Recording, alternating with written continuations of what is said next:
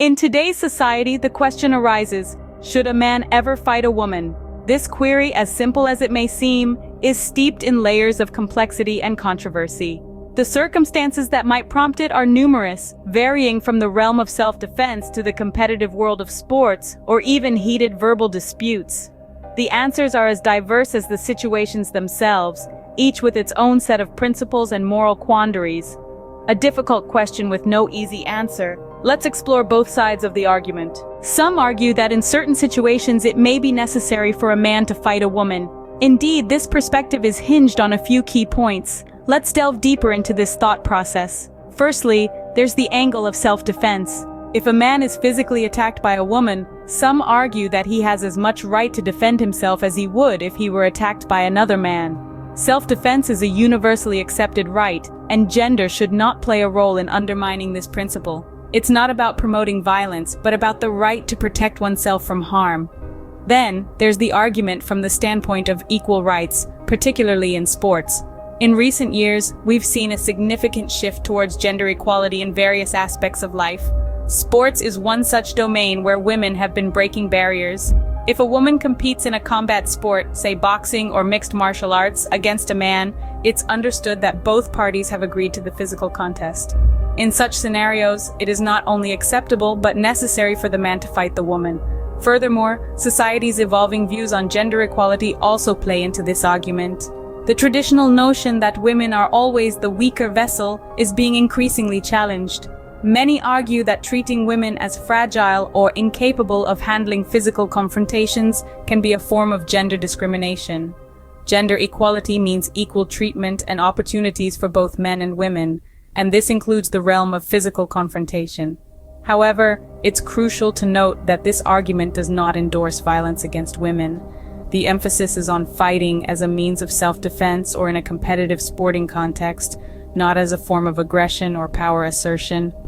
So, there are circumstances where people believe it is acceptable for a man to fight a woman. But what about the other side of the coin? Let's take a look at the counter-arguments in the next section. Others strongly disagree, asserting that a man should never fight a woman.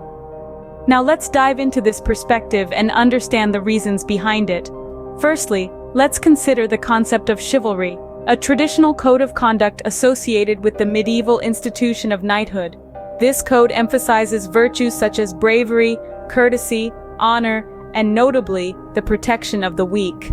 Many people believe this principle should still hold true in modern times, and that it implies a man should always protect, not harm, a woman. Secondly, we can't ignore the physical differences between men and women. Generally, men tend to have more muscle mass and physical strength than women. This isn't a sexist statement, it's a biological fact. Some argue that these differences make a physical altercation between a man and a woman inherently unequal, and thus unjust.